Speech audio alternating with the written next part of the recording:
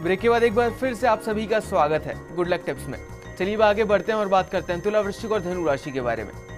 तुला राशि वाले जो हमारे दर्शक हैं, आज आपके कार्य क्षेत्र में आपको उन्नति के नए अवसर मिलेंगे और उन अवसरों का आज आपको भरपूर लाभ उठाना है। हमारे जो दर्शक नौकरी की तलाश कर रहे हैं उनको आज सफलता मिलने के अच्छे आसार हैं। आज के दिन की सफलता के लिए हरे मूंग भगवान गणेश जी को अर्पण करके दिन की शुरुआत कीजिएगा। अगली जो राशि वो है वृश्चिक राशि। वृश्चिक राशि वाले जो हमारे दर्शक हैं, आज उलझे हुए जो सवाल हैं उनके लिए चिंता नहीं करना है और उन उलझे हुए सवालों को समय पे छोड़ देना है। आपके चिंता करने से किसी भी समस्या का समाधान नहीं निकलेगा। आज के दिन की सफलता के लिए पक्षियों को दाना अवश्य खिलाइएगा। अगली जो राशि वो है धनु राशि। धनु राशि वाले जो हमारे दर्शक हैं, आज आपको अपने आप की तुलना औरों से नहीं करनी है। यदि आप अपनी तुलना दूसरों से करेंगे तो निश्चित तौर पे आपका जो फोकस है वो खराब होगा और उस नेगेटिविटी का जो असर है वो आपके काम पर भी होगा और आपकी पर्सनल लाइफ पर भी होगा। तो don't compare with others, you are the perfect person in your life. आज के दिन की सफलता के लिए प्रातः गायत्री मंत्र का जाप करके दिन की शुरुआत कीजिएगा। पंडित जी, आगे की राशियों की तरफ बढ़ने से पहले हमारे साथ गीता जी जुड़ गई हैं माउंट आबू से। अपने हस्बैंड मुकेश जी के लिए जानना चाहती हैं। मुकेश जी की जन्म की तारीख है 25/8/1983 और जन्म का समय है सुबह का 5 से 6 बजे के बीच का। गीता जी, आपका बहुत बहुत स्वागत है हमारे शो में। अपना सवाल पूछिए पंडित जी से। पंडित जी, नमस्कार पंडित जी। जय श्री कृष्णा बेटा। मैं आपसे ये पूछना चाहती हूँ कि मैं इनके नौकरी में और जॉब में बहुत प्रॉब्लम आ रही है। हर बार इनके रह जाते हैं, किसी ना किसी कारण के, परिवार की वजह से या किसी भी कारण से ये रह ही जाते हैं। तैयारी करते हैं उसमें भी ये तैयारी नहीं कर पाते हैं और एक नंबर पे भी रह जाते हैं और कभी वेटिंग में भी रह गए। इनका यानी कि हो ही नहीं रहा है। बेटा, क्या समस्या है उसको समझने की कोशिश करो। इनकी कुंडली वैसे बहुत अच्छी है, लेकिन इनके भाग्य, लक हाउस, भाग्य स्थान का जो स्वामी है वो है मंगल। वो जन्म कुंडली में नीच का होके बैठ गया। तो जब भाग्येश ही नीच का हो गया तो वो जो एक एक नंबर से रहने वाली जो चीज़ें हैं वो शुरू हो जाती हैं। जब जब भाग्य की सबसे ज़्यादा ज़रूरत हो तब हमारा भाग्य हमारे साथ नहीं हो। शनि उच्च का है, बुध उच्च का है जन्म कुंडली में, सूर्य स्वग्रही है। एक सरल सा उपाय अगर संभव हो वहाँ पे तो कर सकते हो तो करिएगा। एक तो नियमित रूप से अपने हस्बैंड को बोलिए कि 7 बार हनुमान चालीसा का पाठ करना है सरसों के तेल का दीपक जला के।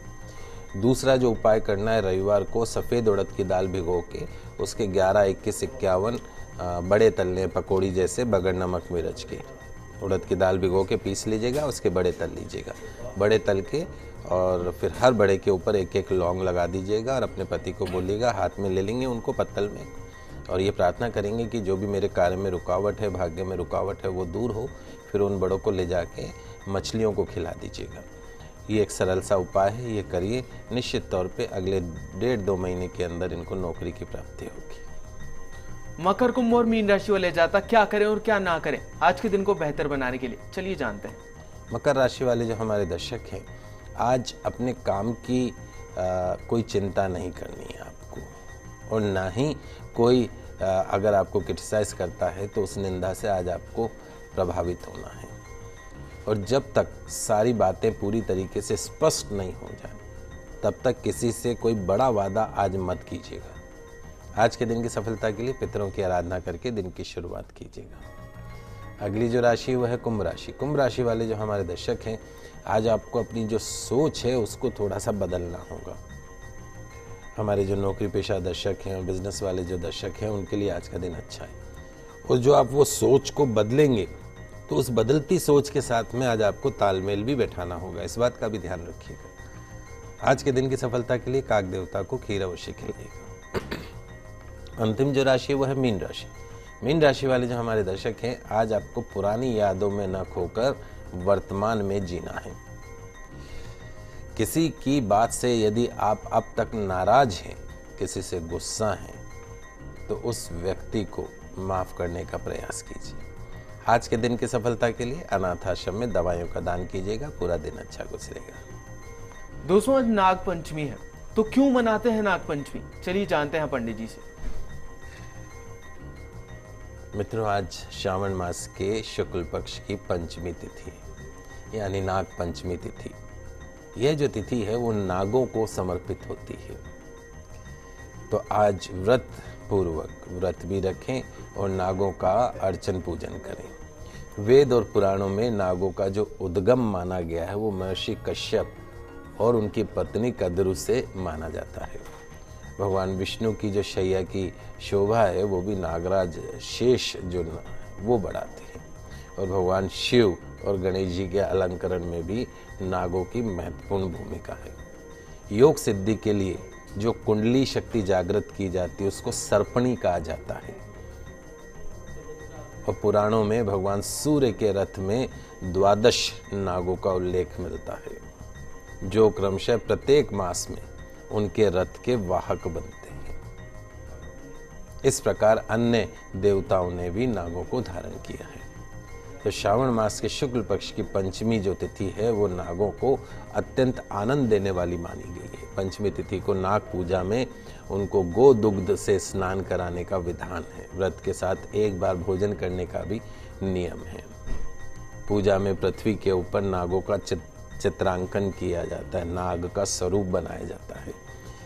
या स्वर्ण, रजत, लकड़ी का या मिट्टी का नाग बनाकर उसके पुष्प से, गंध से, धूप दीप और विविध नैवेद्यों से नागों का पूजन किया जाता है। षोडश उपचार उनकी पूजा की जाती है। प्रार्थना की जाती है कि जो नाग पृथ्वी, आकाश, स्वर्ग, सूर्य की किरणों, सरोवरों, वापी, कूप तथा तालाब आदि में निवास करते हैं, वे सभी नाग हम पर प्रसन्न होकर हमको आशीर्वाद दे। हम उनको बारंबार नमस्कार करते हैं।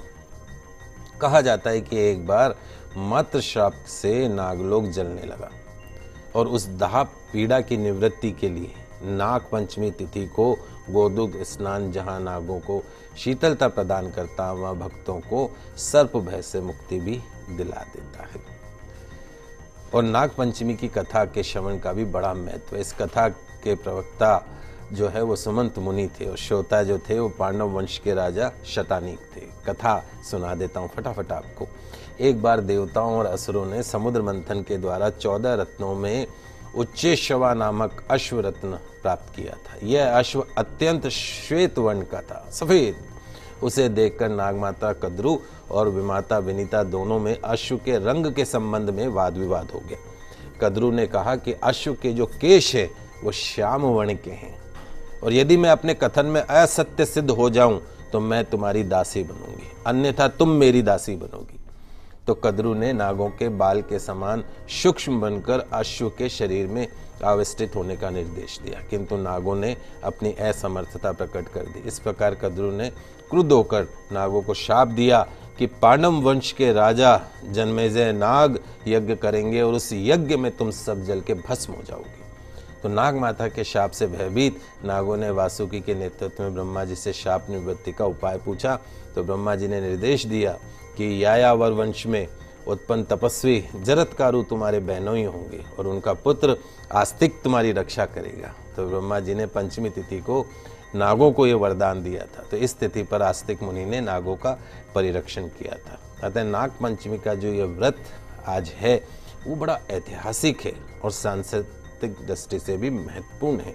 कोशिश कीजिए आज नाग पंचमी के दिन नागों की पूजा कीजिए। जीवित नाग की पूजा नहीं कर सकते हैं तो नाग का स्वरूप बनाकर उसकी पूजा कीजिए, क्योंकि नाग जो देवता हैं ये हमारी रक्षा करने वाले देवता हैं, कभी हमको नुकसान पहुंचाने वाले देवता ये नहीं माना जाते। और यदि संभव हो तो किसी सपेरे को आज कुछ दान भी अवश्य कीजिएगा। कपड़ों का दान करें, धन का दान करें, अन्न का दान करें।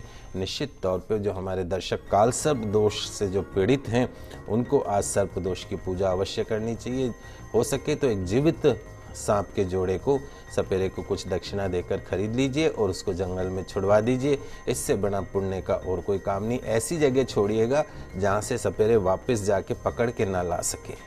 तो कोशिश करिए कि आज सर्प को मुक्ति दिला सकें। निश्चित तौर पे आपको आशीर्वाद प्राप्त होगा। तो दर्शकों, हम आशा करते हैं कि हमारे प्रोग्राम आपको काफ़ी पसंद आया होगा।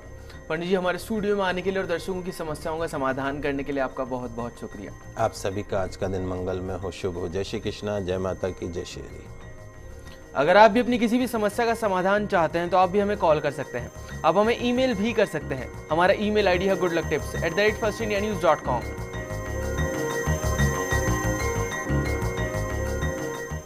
कल फिर मिलेंगे आपसे, तब तक के लिए खुश रहिए, अपना ख्याल रखिए। नमस्कार।